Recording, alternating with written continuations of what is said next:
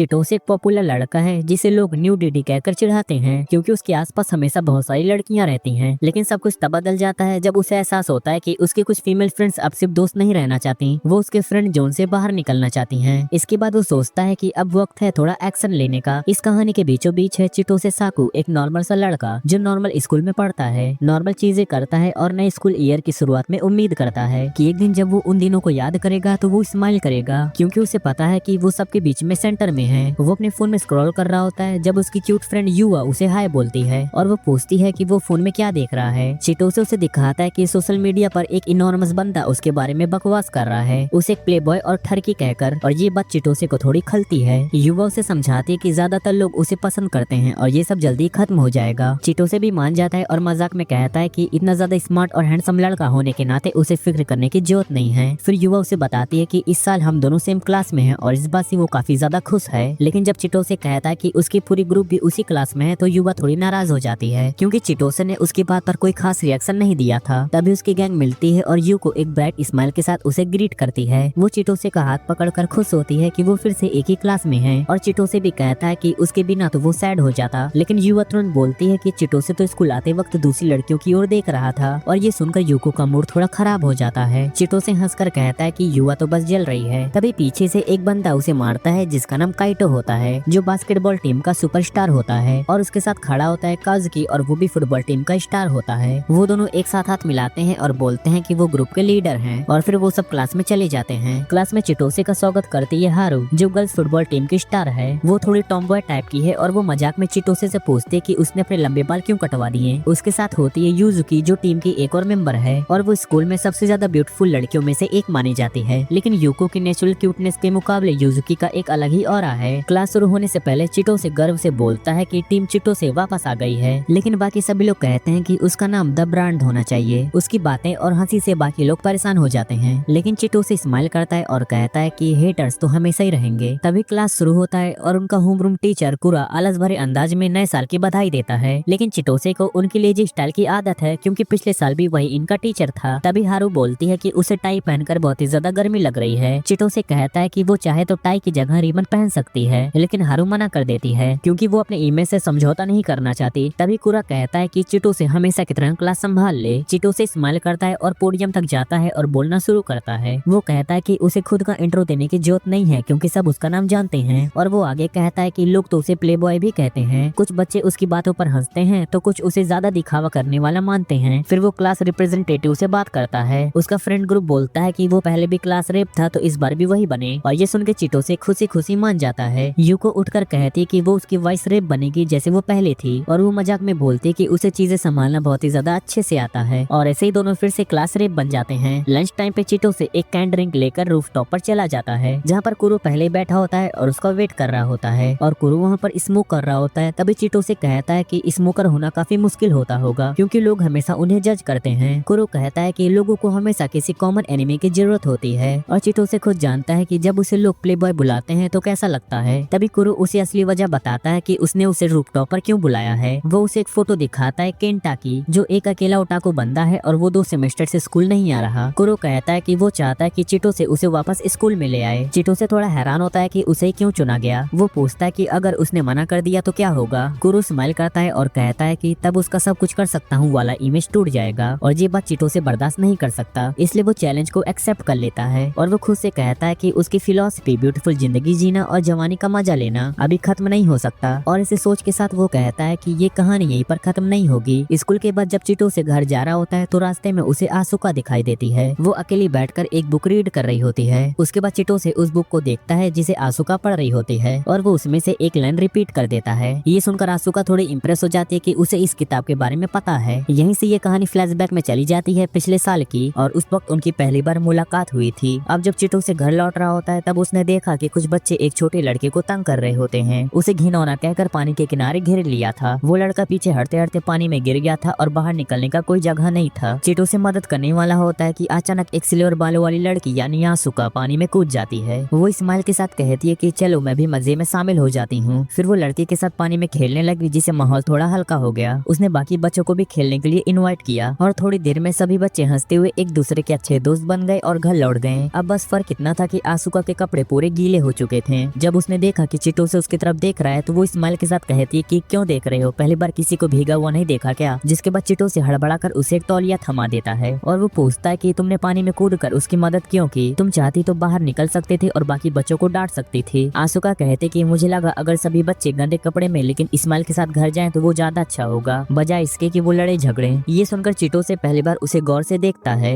जब आसुका अपना नाम बताती है और कहती है कि उसका नाम का मतलब है कल की हवा, तो चिटो से उस पल में उसकी तरफ खींच जाता है। अब प्रेजेंट में आसुका इस्माइल के साथ कहती है कि तुम तो ऐसे लगते हो जैसे कोई खूबसूरत पार्क, थोड़ा अधूरा लेकिन फिर भी परफेक्ट, एक ऐसी जगह जहाँ पटाखे जलाने या खेलने की इज्जत नहीं पर फिर भी वो अपनी खूबसूरती के लिए खास है। तभी अचानक वो एक अजीब सा सवाल पूछती है, अगर मैं और वो लड़की जिसे तुम सबसे ज्यादा करीब हो और दोनों एक साथ डूब रहे हो और तुम्हारे पास सिर्फ 2 सीटर याक हो तो तुम किसे बचाओगे। चिटो से सोचकर कहता है कि तो एक को पकड़कर साथ ले जाऊंगा, पर आसुका हंसकर बोलती है कि लेकिन पानी में फिरहाना मछलियां हैं। फिर वो इस्माइल के साथ कहते कि अगर मैं होती तो मैं तुम्हें बचाती क्योंकि तुम मुझे बाकी लड़कों से ज्यादा पसंद हो। चिटो से हंसकर कहता है कि तुम्हारा कनेक्शन तो थोड़ा अजीब है। आसुका जवाब देती है कि ये कनेक्शन नहीं है क्योंकि तुम वैसे लड़के नहीं हो जो किसी एक को चुन लो, तुम तो दोनों लड़कियों को याक में बैठा दोगे और खुद पानी में रह जाओगे क्योंकि तुम्हें लगेगा कि खुद को कुर्बान करना सबसे अच्छा फैसला है। चिटो से हंसते हुए कहता है कि नहीं, मैं इतना ज्यादा ड्रामे वाला नहीं हूँ। लेकिन आसुका कहते कि पर तुम ऐसे इंसान नहीं हो चिटो से जो खुद को पीछे रख देता है दूसरों की स्माइल के लिए। और ये सुनकर चिटो से चुप हो जाता है। उस रात वो चांद की तरफ देखता है और सोचता है कि क्या सच में मैं अपने रोल को पूरी तरह निभा पा रहा हूँ। वो आसमान की तरफ देखता है और सोचता है कि क्या केंता भी यही चांद को देख रहा होगा, लेकिन उसे नहीं पता होता कि उस वक्त केंता अपने कमरे की पर्दे बंद करके बैठा है, जैसे अपने दुनिया से खुद को पूरी तरह बंद कर लिया हो। अब अगले दिन यूजुकी चिटोसे के पास आती है और पूछती है कुछ परेशान लग रहे हो, सब ठीक है ना। चिटोसे को ये देखकर हैरानी नहीं होती क्योंकि यूजुकी ऐसी लड़की है जो दूसरों की फीलिंग्स को बहुत जल्दी समझ जाती है। वो धीरे से बताता है कि कुरा ने उसे एक मिशन दिया था केंता को दोबारा स्कूल लाने का। तब यूजुकी कहती है मैं भी चलती हूँ, तो अकेले घर जाकर क्या करेगा, 2 लोग मिलकर ज्यादा अच्छा कर लेंगे। चिटोसे नोटिस करता है कि मदद ऑफर करते हुए भी यूजुकी बिल्कुल परफेक्ट दिख रही होती है, जैसे कि हर मूव कैमरे के लिए हो। वो हल्की सी स्माइल करते हुए कहता है कि मैंने पहले किसी और को कहा है। यूजुकी कहती है कि कोई बात नहीं, अगर कभी जरूरत पड़े तो मुझे बुला लेना, मुझे उन लोगों की मदद करना पसंद है जिन्हें मैं रिस्पेक्ट देती हूँ। अब स्कूल के बाद चिटोसे युवा का इंतजार कर रहा होता है। जब वो आती है तो तुरंत पलटकर अपना मेकअप ठीक करने लगती है क्योंकि वो चिटोसे के सामने परफेक्ट दिखना चाहती है। थोड़ी देर बाद वो लौटती है तो पूछती है अचानक मुझे क्यों बुलाया। चिटोसे कहता है कि क्योंकि तुम उन लोगों में से नहीं हो जिन्हें ज्यादा लोग नापसंद नहीं आते, मुझे किसी ऐसे के साथ जाना था जिससे सबको कंफर्ट महसूस हो। फिर वो दोनों के लिए साइकिल निकालता है। युवा जब पीछे बैठती है तो वो कहता है मजबूती से पकड़ना, गिरना मत, लेकिन युवा बस उसकी यूनिफॉर्म का एक कोना पकड़ती है और वो बोलती है कि तेरी प्ले बॉय वाली इमेज के साथ इतना भरोसा नहीं करती। अब साइकिल चल पड़ती है और बीच में हल्की सी चुप्पी रहती है। फिर युवा धीरे से कहती है कि पीछे से देखकर ऐसा नहीं लगा कि तुम्हारी पीठ इतनी ज्यादा चौड़ी होगी। चिटोसे हंसकर कहता है कि पहले सुना नहीं क्या, मैं पहले प्रीफेक्चर का बेस्ट बेसबॉल प्लेयर था। युवा कहती है कि हाँ मुझे पता है, मैं तुम्हें पहले देखा करती थी जब हम दोस्त भी नहीं थे।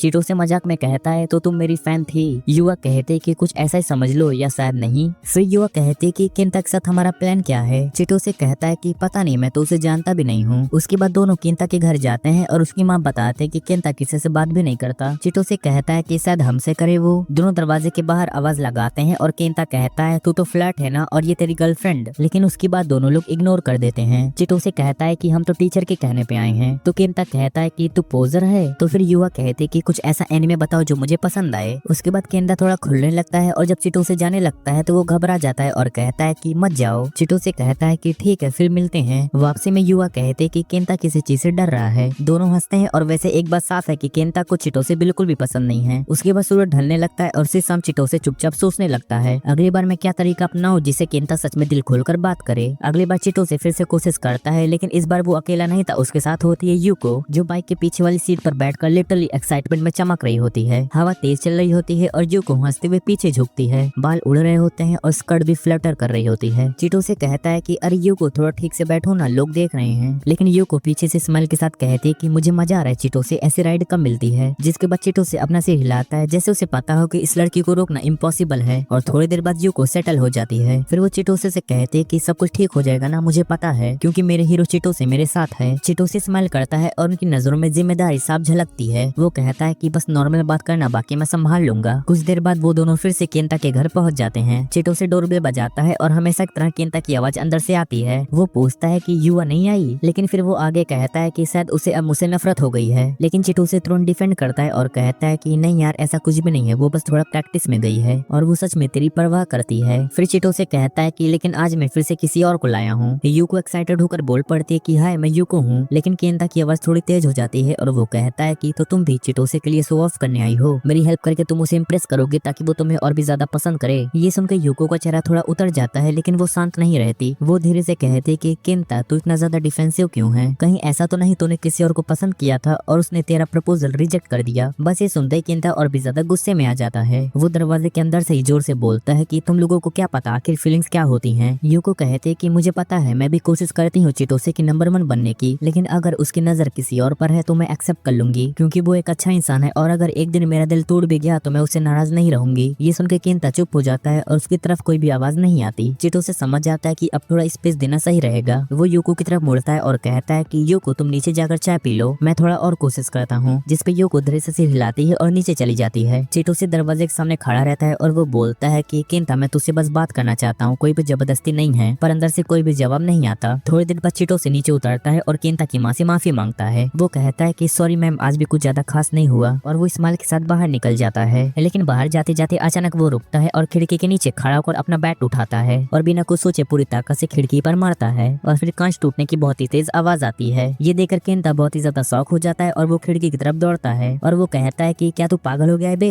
केंता ऊपर देखता है और वो कहता है कि अब वक्त है केंता, हमें एक दूसरे को अच्छे से जानना होगा। वो बैट को साइड रख देता है और खिड़की के नीचे जमीन पर बैठ जाता है और वो धीरे से कहता है कि अब बोलो, जो भी अंदर दबा है सब कुछ कह डालो। केंता बोलना शुरू करता है कि पॉपुलर लोग हमेशा हम जैसे लूजर को नीचा समझते हैं और वो लोग कभी कोशिश भी नहीं करते हमें जानने की। चिटोसे उसकी बात सुनता रहता है बिना टोके और वो धीरे से कहता है कि तू पागल नहीं है, कुछ लोग सच में बोर्न टैलेंटेड होते हैं, पर मेरे दोस्तों ने मुझे सिखाया कि टैलेंट को भी नर्चर करना पड़ता है। केंता फौरन पलट कर बोलता है कि टैलेंट वाले लोग हमेशा मेहनत करते हैं, तो हमारे जैसे नॉर्मल लोगों के लिए कुछ बचता ही नहीं। चिटोसे सिर हिलाकर बोलता है कि मेहनत ही तो स्किल बनती है केंता, हर कोई सीख सकता है और हर कोई इम्प्रूव कर सकता है। और याद रख, अगर तू इस यूनिवर्सिटी तक पहुंचा है तो तू ऑलरेडी बहुतों से आगे है। केंता धीरे से बोलता है कि लेकिन मैं तो लोगों से बात नहीं कर पाता, क्या फायदा। चिटोसे स्माइल के साथ कहता है कि कम्युनिकेशन स्किल सीखा जा सकता है भाई, मैं तुझे कुछ आसान लाइन सिखाऊंगा जिसे तू बातचीत शुरू कर सके। दोनों के बीच एक लंबा शांत पल आ जाता है, जैसे पहली बार केंता ने किसी को सच में सुना हो। अब चिटोसे के चेहरे पर एक स्माइल आ जाती है क्योंकि उसे पता था कि ये शुरुआत है। केंता अब धीरे धीरे बाहर आने लगा है। अब चिटोसे थोड़ा प्रैक्टिकल तरीका अपनाने की कोशिश करता है। वो बोलता है कि यार अचानक से बहुत थकान लग रही है। इशारा साफ था, वो चाहता था कि केंता कुछ बोले जिससे कन्वर्सेशन आगे बढ़ाए। केंता थोड़ी देर सोचकर पूछता है क्यों, और बस वहीं से एक छोटी सी बात शुरू होती है। धीरे धीरे दोनों विजुअल नॉवेल्स के बारे में बात करने लगते हैं। कभी चिटोसे बोलता है और कभी केंता बोलता है। सिंपल बैक एंड फोर्थ चलता रहता है। फिर अचानक चिटोसे ताली बजाते हुए कहता है कि अरे वाह, तूने तो पूरा कन्वर्सेशन मेंटेन कर लिया। केंता थोड़ा इरिटेट होकर बोलता है, तू मेरा मजाक उड़ा रहा है क्या। इस बात पे चिटोसे हंसता नहीं, बस वो कहता है कि नहीं, ये बात मैं सच कह रहा हूँ। केंता शक भरी नजर में देखता है और कहता है कि तू खुद भी विजुअल नॉवेल्स में इंटरेस्टेड नहीं है। चिटोसे से प्रूव करने के लिए कुछ रेयर टाइटल्स के नाम लेने लगता है और केंता हैरान हो जाता है क्योंकि वो सारे टाइटल्स उसके पास ही होते हैं, लेकिन वो अभी बिलीव नहीं करता। वो चैलेंज करता है कि अगर तू सच में जानता है तो इसका प्लॉट बता। चिटोसे सोचता है और फिर वही कहानी बताने लगता है जैसे केंता ने कभी पढ़ी थी। नीचे उसी वक्त यूको और केंता की माँ टी पी रहे होते हैं। एटमॉस्फेयर थोड़ा ऑकवर्ड होता है, इसलिए यूको पोलाइटली बोलती है कि टी बहुत ही ज्यादा अच्छी आंटी, आपको बनाने का टैलेंट है। इससे माहौल थोड़ा हल्का हो जाता है। ऊपर केंता चिटोसे को शक भरी नजरों में घूरता है क्योंकि चिटोसे ने प्लॉट बिल्कुल सही बताया होता है। चिटोसे स्माइल करता है और कहता है कि मुझे देखने में शायद ना लगे, लेकिन मुझे ये सब पढ़ना बहुत ही ज्यादा अच्छा लगता है और ये सब फिनिश करने में मुझे पूरा 1 हफ्ता लग गया। केंता पूछता है कि इतनी मेहनत की ही क्यों। चिटोसे का सीधा जवाब होता है कि मुझे वो लोग पसंद ही नहीं जो समझने की कोशिश ही नहीं करते। वो आगे कहता है कि कम्युनिकेशन का असली मतलब होता है दूसरों को समझना और बदले में खुद को समझाए जाने देना। चिटोसे केंता की आंखों में देखकर कहता है कि युवा और यूको दोनों ने कोशिश की तुझे समझने की, अब तेरी बारी है थोड़ा खुलने की। अगर कुछ समझना है तो पूछ लेना, यही तरीका है कनेक्ट करने का। फिर वो केंता के बुक सेल्फ के पास जाता है और एक किताब निकालता है और वो धीरे धीरे बोलना शुरू करता है। एक आदमी था जो दिखने में हैंडसम, पढ़ाई में तेज और स्पोर्ट्स में बहुत ही ज्यादा अच्छा था। वो हर फील्ड में आगे बढ़ता गया लेकिन हमेशा हम्बल रहा। लेकिन उसकी पॉपुलैरिटी कुछ लोगों को पसंद नहीं आई। उन्होंने उसके छोटे छोटे मिस्टेक्स को बढ़ा चढ़ाकर दिखाना शुरू कर दिया। धीरे धीरे वो सुनकर थक गया और वो डिसाइड किया कि अब वो नॉर्मल बन जाएगा। और हम देखते हैं कि केंता ध्यान से सुन रहा होता है और वो पूछता है कि क्या उसका प्लान काम किया। चिटोसे हंसता है और कहता है कि नहीं, लोगों ने उसे और भी ज्यादा क्रिटिसाइज करना शुरू कर दिया। तब उसके टीचर ने उससे कहा कि कुछ लोगों को भगवान एडवांस में गिफ्ट देता है ताकि वो बाकी लोगों को लीड कर सके। उस बात ने उसका पूरा नजरिया बदल दिया। वो फिर से मेहनत करने लगा, पर इस बार एक थॉट लेकर कि उसे एक ब्यूटीफुली लाइफ जीना है। चिटोसे गहरी सांस लेकर कहता है कि उसने ठान लिया कि वो एक ऐसा इंसान बनेगा जिसे कोई भी पकड़ ना पाए, लेकिन साथ ही जो सबकी केयर करे। केंता थोड़ी देर चुप रहता है और फिर पूछता है कि वो आदमी कौन था। चिटोसे स्माइल के साथ कहता है कि वो आदमी मैं हूँ। फिर वो हंसते हुए कहता है कि हालांकि इस स्टोरी का 90% मैंने खुद ही बना लिया था। चिटोसे की बातों के बाद केंता थोड़ी देर चुप रहता है। उसे समझ नहीं आता कि अंदर से क्या महसूस करें। वो सोचता है कि अगर स्टोरी का 90% झूठ था तो वो 10% क्या सच था, और धीरे धीरे उसका गुस्सा उतर जाता है। वो थोड़ा सहज होकर मान जाता है कि उसने चिटोसे और बाकी सबके साथ ठीक बर्ताव नहीं किया था। फिर चिटोसे केंता से पूछता है कि तेरे लिए नॉर्मिस का क्या मतलब है, जिसपे केंता बिना सोचे बोल देता है कि नॉर्मिस वो होते हैं जिसकी लाइफ आसान होती है, जिन्हें कुछ ज्यादा मेहनत नहीं करनी पड़ती। चिटोसे तुरंत पूछता है तो क्या तू मुझे नॉर्मी समझता है, जिसपे केंता जवाब देता है कि हाँ तू भी उन्हीं में से एक है। जिसपे चिटोसे कहता है कि मेरे लिए कुछ भी आसान नहीं है केंता, हर दिन कोई ना कोई कुछ ना कुछ बोल ही देता है, कभी टीजिंग कभी इंसल्ट। जिसपे केंता थोड़ा गिल्ट महसूस करता है और वो कहता है कि सॉरी तू अलग है, लेकिन कुछ पॉपुलर लोग ऐसे होते हैं जो सच में दूसरों से ऊपर बिहेव करते हैं। जिसपे चिटोसे सिर हिलाकर कहता है कि हाँ तूने सही कहा, लेकिन मैं लकी हूँ कि मेरे दोस्त ऐसे नहीं हैं, वो अच्छे हैं और किसी को नीचे दिखाने की कोशिश नहीं करते। केंता भी स्माइल के साथ कहता है कि हाँ ये बात सही है। थोड़ी देर बाद चिटोसे कहता है कि देख दिखावा देने में कोई बुराई नहीं है जब तक उसे किसी को चोट न पहुंचे। केंता थोड़ा हेजिटेशन के साथ पूछता है सच बता लव के मामले में तेरी लाइफ आसान है ना। चिटोसे हंसते हुए कहता है कि पॉपुलर तो हूँ लेकिन इसका मतलब आसान नहीं है। वो ईमानदारी से समझाता है कि कई बार ऐसा होता है कि कोई फीलिंग्स डेवलप कर लेता है और मैं सिर्फ दोस्ती रखना चाहता हूँ, लेकिन फिर भी कई बार ऑकवर्ड हो जाता है और कभी भी पहले जैसा नहीं रहता। केंता ध्यान से सुनता है और उसके मन में आता है कि अब वो भी अपनी बात शेयर कर सकता है, पर चिटोसे उसे बोलने का मौका ही नहीं देता। वो खुद बोल उठता है मुझे पता है कि तू क्या छुपा रहा है। केंता थोड़ा चौंक जाता है और चिटोसे कहता है कि तू किसी क्लब में था ना, वहाँ एक लड़की थी जो तेरे साथ बहुत ही अच्छा बिहेव करती थी, धीरे धीरे तू उसको पसंद करने लगा लेकिन वो किसी और को चाहती थी। जिसके बाद केंता की आंखें नीचे झुक जाती है और चिटोसे की आवाज थोड़ी धीमी हो जाती है। और जब तूने ये देखा तो तूने लोगों से डरना शुरू कर दिया, तूने रिलेशनशिप पर भरोसा खो दिया और स्कूल आना बंद कर दिया। कमरा एकदम शांत हो जाता है और केंता कुछ नहीं बोलता, बस उसकी आंखों में ये साफ दिखता है जिसे वो इतने वक्त से अपने अंदर दबा कर रखे हुए था। चिटोसे थोड़ा सोचता है और वो पूछता है कि तो कुछ रह तो नहीं गया ना बताने में। केंता उदास होकर कहता है कि हाँ उसने मुझे बहुत बुरे तरीके से रिजेक्ट किया था। उसकी आवाज में दर्द साफ झलक रहा था, जैसे वो पल अभी उसके अंदर कहीं चुपता हो। चिटोसे का एक्सप्रेशन बदलता है और वो मजाक नहीं करता, बस शांति से सिर हिला देता है। फिर वो कहता है कि लेकिन कम से कम तूने अपनी फीलिंग छुपाई तो नहीं, और ये हिम्मत बहुत कम लोगों में होती है। उसकी ये सब बातें सुन के केंता पहली बार थोड़ा रिलैक्स फील करता है। वो धीरे धीरे अपने दिल की बातें खोलने लगता है, अपना अकेलापन, अपना डर और लोगों से बात करने में डरना। इसी बीच यूको कमरे के दरवाजे के पास आती है। उसके हाथ में एक ट्रे है जिसमें जूस और कुछ स्नैक्स होते हैं। वो अंदर की आवाजें सुनती है, दोनों की बातचीत अब हल्की और नॉर्मल लग रही थी। वो शांति से ट्रे दरवाजे के पास रख देती है और वापस किचन में चली जाती है। वहाँ जाकर वो केंता की माँ से कहते कि लगता है अब दोनों अच्छे से बात कर रहे हैं। माँ की आंखों में थोड़ी राहत दिखती है, जैसे उसके बेटे की बंद दुनिया में फिर से रोशनी घुस आई हो। वापस कमरे में चिटोसे केंता से पूछता है कि आखिर उस लड़की का क्या नाम था। केंता कहता है कि मिकामी, लेकिन अब उसके लिए कुछ भी नहीं बचा। चिटोसे स्माइल के साथ कहता है कि गुड, पुराने चैप्टर को बंद करने का मतलब ये नहीं कि किताब पूरी खत्म हो गई हो। थोड़ी देर बाद केंता कहता है कि मैं वापस स्कूल जाना चाहता हूँ, पर अकेले जाने में डर लगता है। चिटोसे तुरंत बोलता है कि अरे नहीं भाई, मैं रोज तुम्हारा बॉडीगार्ड बन के घूमूंगा। केंता थोड़ा निराश दिखता है तो चिटोसे कहता है कि हाँ लेकिन पहले 3 हफ्ते मैं तुम्हें गाइड करूंगा, उसके बाद तुम्हें खुद ही संभालना होगा। जिसपे केंता सिर हिलाकर बोलता है कि हाँ डील। दोनों फिर उसका गुल तय करते हैं कि मैं चाहता हूँ कि मेरे पुराने दोस्त मुझे नए नजरिए से देखें। चिटोसे कहता है कि परफेक्ट गोल, लेकिन याद रखना लड़कियों के बारे में बकवास करने से कुछ नहीं मिलेगा। केंता शर्मिंदा होकर कहता है कि हाँ अब समझ गया। फिर चिटोसे कहता है कि और हाँ, बाहर की दुनिया इतनी ज्यादा स्कैरी नहीं है जितना तुम सोचते हो, वहाँ तो असली फन है। जैसे कि वो थोड़ा पॉज लेकर बोलता है कि यूको की 3D चेस्ट रियल लाइफ में फील करने का चांस। केंता तुरंत शॉक्ड होकर बोलता है कि सच में। चिटोसे बिना एक्सप्रेशन बदले बोलता है कि अरे नहीं बेवकूफ, वो मेरी है। उसके बाद दोनों अचानक हंस पड़ते हैं और केंता महीनों बाद जेन्युइनली हंसा था। थोड़ी देर बाद वो धीरे धीरे दरवाजे की तरफ बढ़ता है। बाहर आकर वो अपनी माँ के सामने झुकता है और फिर कहता है कि सॉरी माँ, अब मैं सच में कोशिश करूंगा। माँ की आंखों में आंसू आ जाते हैं, पर इस बार वो आंसू दुख के नहीं बल्कि राहत के होते हैं। कई हफ्तों से बंद कमरा अब खुल चुका था और शायद केंता का दिल भी। इसके बाद यूको खुद केंता के बाल को काटने में मदद करती है और चिटोसे कहता है कि सबसे पहले हमें इसका मेकओवर करना होगा। वो केंता को डाइट पर भेज देता है और उसका फोन लेकर सोशल मीडिया बैन कर देता है। केंता पूछता है सोशल मीडिया बैन क्यों? चिटोसे जवाब देता है कि क्योंकि सबसे पहले तुझे ये समझना होगा कि अननोन अकाउंट से दूसरे को हेट डालना ये तेरे लिए नुकसानदायक हो सकता है। इसके बाद चिटोसे और यूको बैठते हैं। यूको हैप्पी होती है कि सब कुछ कितना ज्यादा स्मूथली हुआ है, लेकिन चिटोसे कहता है कि उसने केंता को बस आगे बढ़ने के लिए पुश किया है और कहा है कि अब उसे नई लड़की ढूंढनी चाहिए। यूको उसकी बात सुनकर स्माइल करती है और कहती है कि तेरा यही एटीट्यूड जो लोगों को तेरी तरफ खींचता है, ठीक वैसे ही जैसे मैं खुद तेरी तरफ अट्रैक्ट हूँ। चिटोसे हल्के से स्माइल के साथ कहता है कि पुरानी बातें मत छेड़, पर यूको कहती है कि वो उम्मीद करती है कि एक दिन चिटोसे अपना दिल खोल पाएगा क्योंकि उसके पास कहने के लिए बहुत कुछ है। अगली सुबह केंता महीनों बाद स्कूल लौटने से नर्वस महसूस करता है, लेकिन चिटोसे उसे हिम्मत देता है कि घबराना मत, तू सही रास्ते पर है। यही पहला स्टेप होता है बड़े बदलाव का। वो दोनों क्लास में एंट्री करते हैं और चिटोसे हंसी मजाक में केंता का इंट्रोडक्शन इंट्रोडक्शन कराता है। वो कहता है कि केंता स्कूल आना इसलिए बंद कर दिया था क्योंकि उसे रिजेक्शन मिल गया था। क्लास में सभी लोग हंसने लगते हैं और चिटोसे उसे सिखाता है कि जोक और इंसल्ट में फर्क होता है और तुझे वो दोनों समझना होगा। धीरे धीरे सब दोस्ती भरे अंदाज में मजाक करने लगते हैं और क्लास का माहौल थोड़ा हल्का हो जाता है। तभी उनका टीचर अंदर आता है और जैसे ही वो केंता को देखता है उसे समझ आ जाता है कि चिटोसे ने अपना मिशन पूरा कर दिया है। टीचर बाकी सबको थोड़ा टाइम देता है ताकि वो केंता को क्लास में एडजस्ट करने में मदद कर सके। लंच के टाइम सभी लड़कियां हैरान हो जाती हैं कि केंता ने अपने लंच में क्या लाया है। केंता बताता है कि वो डाइट पर है और चिटोसे ने उसे ऐसा करने को कहा है क्योंकि अगर उसे बेहतर दिखना है तो खुद पर काम करना पड़ेगा। लड़कियां उसे पूछते हैं कि आखिर हुआ क्या था। केंता बताता है कि वो पहले एक ओटाकू क्लब का हिस्सा था जहाँ एक लड़की जिसका नाम मिकामी होता है उस पे उसका क्रश था, लेकिन उसी क्लास में एक और लड़का था जो दिखने में काफी ज्यादा स्मार्ट था और उसके 6 पैक्स भी थे। तो मिकामी ने केंता को रिजेक्ट कर दिया और उस हैंडसम लड़के को चुन लिया। केंता कहता है कि उसने हिम्मत करके अपने दिल की बात कही थी लेकिन फिर भी उसका दिल टूट गया। चिटोसे बीच में कहता है कि मिकामी ने तो उसे फैट लूजर तक कह दिया था और उसने कहा था कि जाकर किसी गीजी पर दम तोड़ दे। ये सुनकर सबके चेहरे उतर जाते हैं लेकिन फिर केंता को सब लोग सपोर्ट करते हैं। वो लोग कहते हैं कि कम से कम इसने अपने फीलिंग्स को जाहिर करने की हिम्मत तो की। थोड़ी देर बाद काजुकी चिटोसे से बात करता है। वो कहता है कि चिटोसे किसी ऐसे इंसान को बदलना आसान नहीं होगा। केंता जैसा बंदा इतनी जल्दी नया इंसान नहीं बन सकता, लेकिन चिटोसे साफ जवाब देता है कि मैं उस पर भरोसा करता हूँ, वो बदलेगा और खुद को प्रूव करेगा। अब हम नेक्स्ट सीन में देखते हैं कि चिटोसे और इवानामी सर स्कूल के छत पर बैठे होते हैं। इवानामी सर स्माइल के साथ कहते हैं कि तुमने फिर से सब कुछ स्टाइल में कर दिखाया, लेकिन चिटोसे थोड़ा सीरियस होकर कहता है कि इवानामी सर आपके हिसाब से असली जिंदगी जीना किसे कहते हैं। इवानामी सर कहते हैं कि ज्यादातर लोग अपनी सोच पर भरोसा नहीं करते, इसलिए वो दूसरों से खुद की तुलना करते हैं या फिर दूसरों को नीचे दिखाने में वक्त बर्बाद कर देते हैं। जिंदगी पूरी तरह तभी जी जा सकती है जब इंसान अपने ही कंपास पर भरोसा करे। उसके बाद हम देखते हैं कि चिटोसे चुपचाप उसकी बातें सुनता है और वो सोचता है कि क्या उसका कंपास अब भी पहले जितना ही सही है।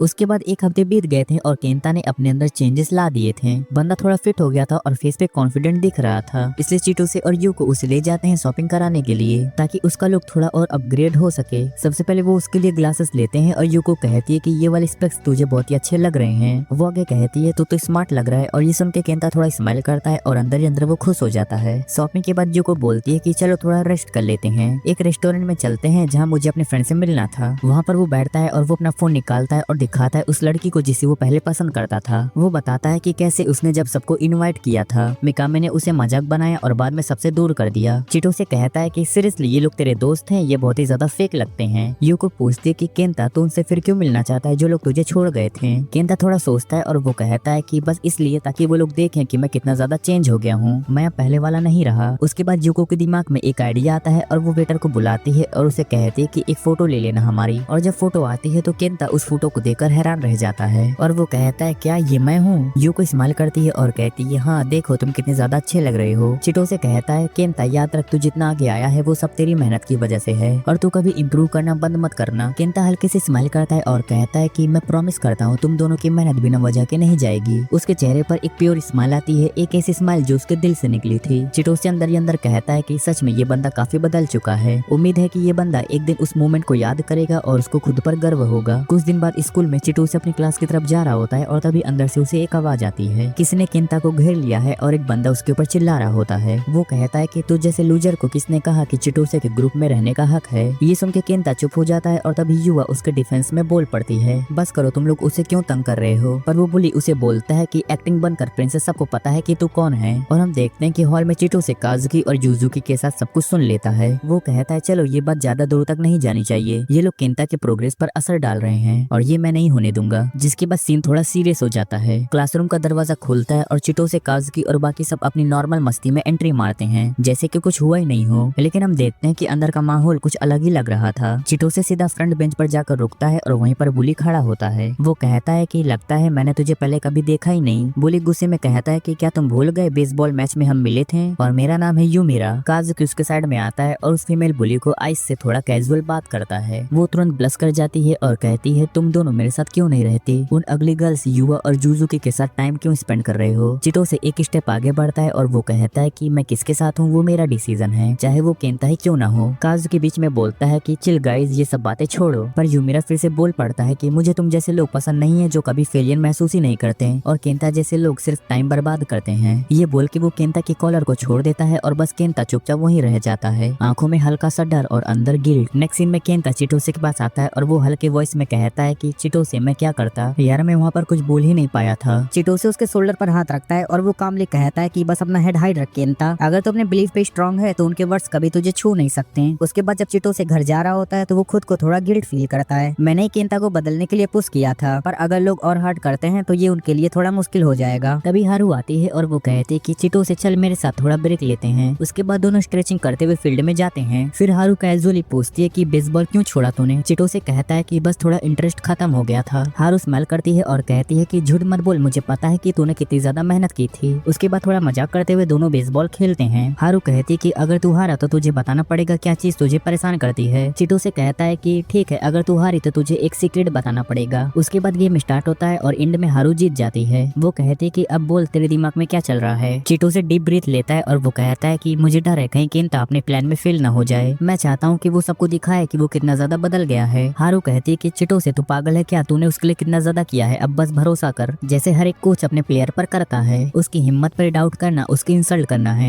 और इसी तरह बातें करते करते शाम हो जाती है और चिटो से कहता है कि अगली बार हम फिर से एक मैच करेंगे और जो हारेगा वो अपना एक सीक्रेट बताएगा। अब दोनों स्विंग पे बैठ जाते हैं डार्क ब्लू स्काई के नीचे चमकते स्टार्स के बीच। चिटो से सोचता है कि काश एक दिन मैं खुद अपने पैरों पे खड़ा हो जाऊं। अब हम रात का सीन देखते हैं जहाँ पर चिटोसे का कॉल आता है यूजुकी के पास और दोनों थोड़ा रोल प्ले करते हुए बातें कर रहे होते हैं। यूजुकी पूछती है कि तूने केंता की हेल्प क्यों की। चिटोसे बोलता है कि ब्लैकमेल किया गया था मुझे कीरा के थ्रू। यूजुकी कहते कि नहीं चिटोसे, तूने उसकी हेल्प की क्योंकि तू है एक ऐसा बंदा जिसे लगता है कि वो सबको बचा सकता है। चिटोसे थोड़ा चुप हो जाता है और फिर यूजुकी कहते कि अब तुम मुझे एक फेवर ओवे करता है। चिटोसे कहता है कि बताओ क्या चाहती हो तुम। यूजुकी मजाक में बोलती है कि मेरा बॉयफ्रेंड बन जाओ। चिटोसे शौक हो जाता है और बोलता है कि क्या। यूजुकी हंसकर कहती है कि रिलैक्स रोल प्ले के लिए। पर चिटोसे गेम कंटिन्यू करता है और वो कहता है कि अच्छा बताओ तुम्हारी लिंगिनिया का कलर क्या है। यूजुकी कहती है कि बैटे ब्लू, बिल्कुल नाइट स्काई जैसा। और उसके बाद चिटोसे पूरी रात सो नहीं पाता। अब हम एक हफ्ते बाद का सीन देखते हैं और हम देखते हैं कि केंता और भी ज्यादा फिट लगने लगा था। उसका मसल्स, कॉन्फिडेंस सब कुछ बिल्ड हो गया था और ये उसका लास्ट ट्रेनिंग वीक था। चिटोसे कहता है कि इस बार तो सबको दिखाएगा केंता कि तू कितना ज्यादा बदल गया है। पर केंता धीरे से कहता है कि अब मुझे लगता है कि मुझे उन्हें प्रूव करने की जरूरत नहीं है। देन फील्ड में यूमिरा आता है और वो कहता है कि चिटोसे एक फुटबॉल मैच करें और हारने वाले के लिए एक एम्बैरेसिंग पनिशमेंट होगा। चिटोसे स्माइल के साथ कहता है कि ठीक है डील। लेकिन केंता टेंशन में बोलता है कि ये सब ठीक रहेगा ना। लेकिन चिटोसे कहता है कि रिलैक्स, ये सिर्फ एक गेम है, लेकिन इस बार मैं तुझे ज्यादा पास दूंगा। देन सीन शिफ्ट होता है ग्राउंड पे और हम देखते हैं कि केंता बहुत ही ज्यादा टेंशन में लग रहा होता है। उसे थोड़ा डर लग रहा होता है। लेकिन तभी चिटोसे हाथ में बॉल पकड़े हुए उसके पास आता है। वो स्माइल के साथ कहता है कि अरे रिलैक्स केंता, वैसे भी तू बेट का पार्ट नहीं है तो बस एंजॉय कर यार। ये सुन के केंता सिर हिला देता है लेकिन वो अंदर से कामली नर्वस होता है। देन गेम स्टार्ट होता है और चिटोसे और काजुकी लिटरली टीम को खुद के कंधों पर उठाए हुए होते हैं। हर पास, हर टैकल और हर मूव में एक अलग ही लेवल की एनर्जी होती है। लेकिन चिटोसे एक चीज बार बार ट्राई कर रहा होता है केंता को बॉल देने की। वो चाह रहा होता है कि केंता भी थोड़ा कॉन्फिडेंट फील करे। पर जैसे ही केंता बॉल मिस करता है पूरा ग्राउंड उसके ऊपर हंसने लगता है। उस मोमेंट पर उसका फेस पूरा फ्रीज हो जाता है, जैसे एक सेकंड में उसका सारा कॉन्फिडेंस गायब हो गया हो। फिर चिटोसे तुरंत उसके पास हाथ बढ़ाता है और वो कहता है कि चलो कोई बात नहीं, हर कोई कहीं ना कहीं से स्टार्ट करता है। चिटोसे के लिए ये सिर्फ एक गेम नहीं था, ये एक ऐसा चांस है केंता को फील कराने का कि वो भी एक टीम का पार्ट है। लेकिन हर बार जब केंता फील करता है वो अंदर से और भी ज्यादा छुपने लगता है। गेम के आखिरी राउंड में चिटोसे फिर एक बॉल उसकी तरफ पास करता है, पर इस बार केंता मूव ही नहीं करता। वो बस ग्राउंड के बीच खड़ा रहता है कम्प्लीटली लॉस्ट। चिटोसे डीप ब्रीथ लेता है और खुद बॉल को लेके आगे बढ़ता है और एक धमाकेदार गोल मार देता है और बॉल जाके सीधा नेट के टॉप कॉर्नर पे घुस जाती है और animation literally blue lock level जैसा लगता है। क्राउड चीयर करता है लेकिन आयरनी ये है कि चिटोसे का टीम फिर भी हार जाता है। गेम खत्म होने के बाद जब चिटोसे अपनी पनिशमेंट कर रहा होता है तो यूमी आके केंता के पास कुछ बोलती है। वो बात हम सुन नहीं पाते हैं, पर उसके बाद केंता का फेस पूरा सीरियस हो जाता है। थोड़ी देर बाद जब सब लोग पैकअप कर रहे होते हैं तो यूको और चिटोसे कॉर्नर पर बात कर रहे होते हैं। यूको हंसकर कहती है कि सच में केंता का परफॉर्मेंस थोड़ा अनएक्सपेक्टेड था ना। चिटोसे भी कहता है कि हाँ, कम से कम उसने ट्राई तो किया था। बस वहीं पर केंता उनकी बातें सुन लेता है और वो शौक में उनके पास आता है और कहता है कि तुम लोग मेरे बारे में पीछे बातें कर रहे थे ना। चिटोसे कहता है कि नहीं यार, मजाक था, मैं तेरे सामने भी बोलता। लेकिन केंता का गुस्सा और हर्ट दोनों एक साथ निकलता है। वो बोलता है कि यूमी सही कह रही थी, मैं तुम्हारे लिए सिर्फ एक क्लाउन हूँ। ये सुन के यूको तुरंत रिएक्ट करती है और कहती है कि केंता तू जानता है ना चिटोसे ऐसा नहीं है, वो कभी किसी के पीछे बात नहीं करता। केंता थोड़ा रुकता है पर चिटोसे आगे बढ़ता है और वो कहता है कि सॉरी केंता, मैंने लाइन क्रॉस कर दी, मेरा मजाक तुझे हर्ट कर दिया। ये सुन के केंता कुछ नहीं बोलता, बस वो मुंह मोड़कर चला जाता है और चिटोसे बस पीछे से कह देता है कि गुड लक केंता, मुझे पता है कि तू उन लोगों को दिखाएगा कि तू कितना ज्यादा बदल गया है और मुझे तुझ पे बहुत ही ज्यादा भरोसा है। अब नेक्स्ट सीन में यूको और चिटोसे दोनों घर जा रहे होते हैं और हवा थोड़ी हल्की चल रही होती है। तभी यूको धीरे से बोलती है कि तू जानता है चिटोसे, तू एक हीरो है, तूने उस बंदे पे भरोसा किया जिसे सबने इग्नोर किया था। चिटोसे स्माइल के साथ कहता है कि मैं हीरो नहीं हूँ यूको, मैं बस एक अच्छा दोस्त हूँ। यूको हंसने हंसने लगती है और बोलती है कि नहीं, तो एक हीरो है, मुझे लोगों में अच्छाई पहचानने की आदत है।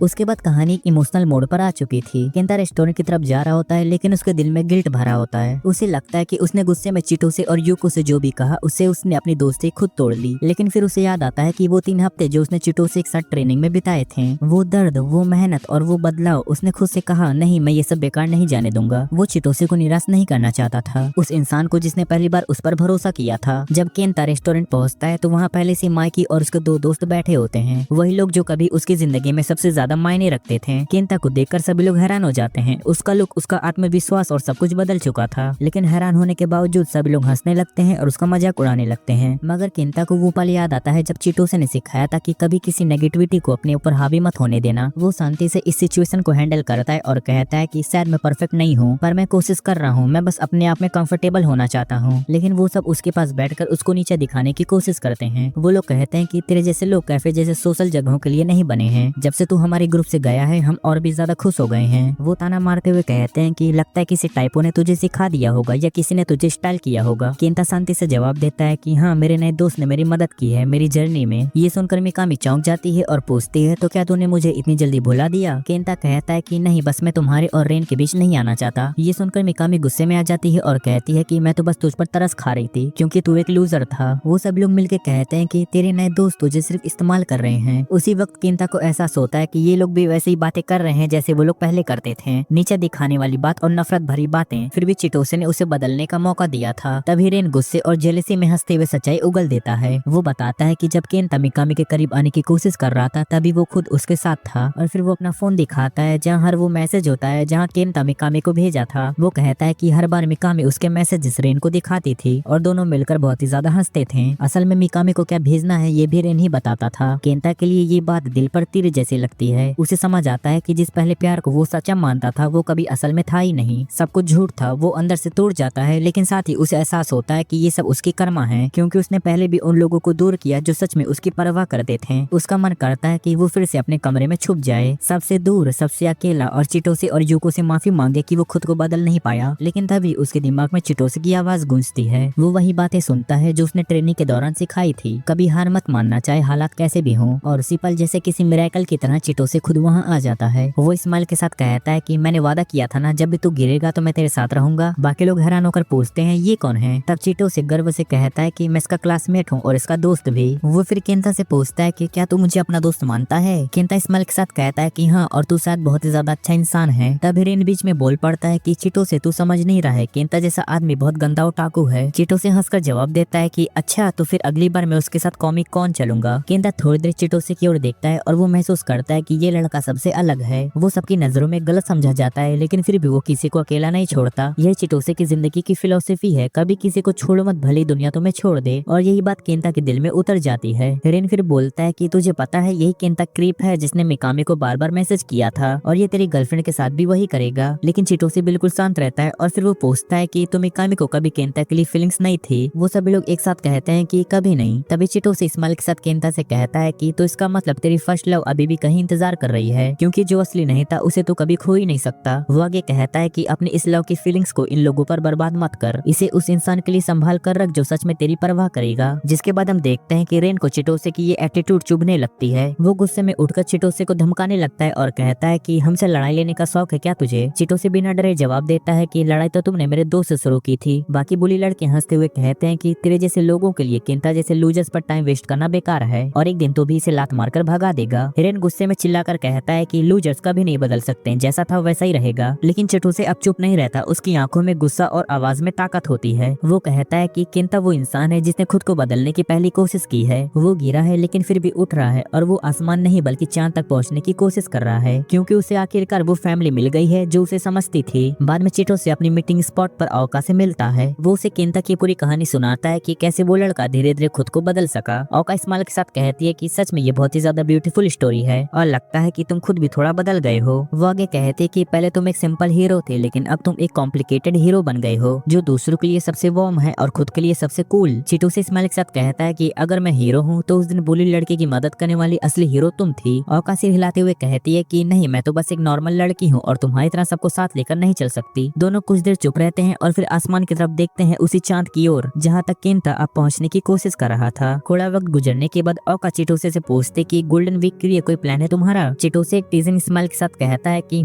सोच रहा हूँ कि तुम्हें डेट पर इनवाइट कर लूं। ओका कहती है कि डेट जरूर ब्यूटीफुल होती, लेकिन मुझे लगता है कि हमें अपने रिलेशनशिप को ऐसे ही कंटिन्यू करना चाहिए। वो थोड़ा रुककर बोलती है कि मैं नहीं चाहती कि हम कुछ ऐसा करें जिससे ये बॉन्ड बदल जाए या खराब हो जाए। उसके बाद चिटोसे थोड़ा चुप रहता है। उसके चेहरे पर एक काम सी स्माइल आ जाती है। वो समझ जाता है कि ओका के लिए ये कनेक्शन बहुत ही स्पेशल है और कभी कभी कुछ ऐसे रिश्ते सिंप्लिसिटी में ही परफेक्ट होते हैं। उसके बाद अगला दिन आता है और केंता के साथ अपनी जर्नी का एक चैप्टर क्लोज करके चिटोसे अपनी बाइक लेकर निकलता है अपनी टीम से मिलने के लिए। ठंडी हवा उसके चेहरे को टच करती है जैसे उसके दिल में एक नई शुरुआत हो। वहाँ पहुँचने पर वो देखता है कि सिर्फ एक ही लड़की पहले से आई हुई है, यूजुकी। वो दोनों ही ऐसे लोग हैं जो दूसरों को वेट करवाना पसंद नहीं करते, तो दोनों मिलकर बैठ जाते हैं और थोड़ा खाना शेयर करते हैं, मजाक करते हैं और एक दूसरे को टीज करते हुए वक्त का पता ही नहीं चलता। लेकिन एक पल ऐसा आता है जब यूजुकी के चेहरे पर हंसी गायब हो जाती है। वो थोड़ा सीरियस होकर बोलती है कि चिटोसे क्या तुम मेरा बॉयफ्रेंड बनोगे? जिसे सुनकर चिटोसे एकदम शॉक हो जाता है। उसे लगता है कि जैसे जिंदगी फिर से एक नई डायरेक्शन देख रही हो।